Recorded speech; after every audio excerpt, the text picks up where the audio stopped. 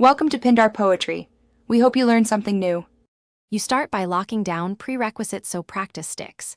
Make sure your console and game are updated and your controller layout is consistent. This removes random variables.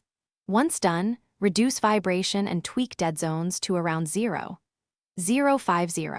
1 to improve consistency. Then jump into a short 10-15 minute warm-up on a controlled map and record inputs or clips. This immediate practice trains muscle memory and gives baseline data you will improve from. Now you enter the meat of the process. Deliberate, focused repetitions. Break the sparking sequence into 3 micro steps and practice each until clean.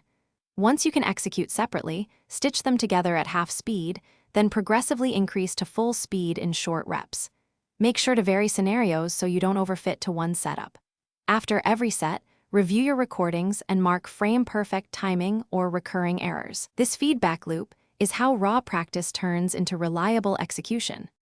Finish by transferring the skill into realistic conditions so it holds up under pressure. Simulate match scenarios with timers or stakes and practice randomized starts to avoid rote patterns. If you hit a wall, don't repeat everything.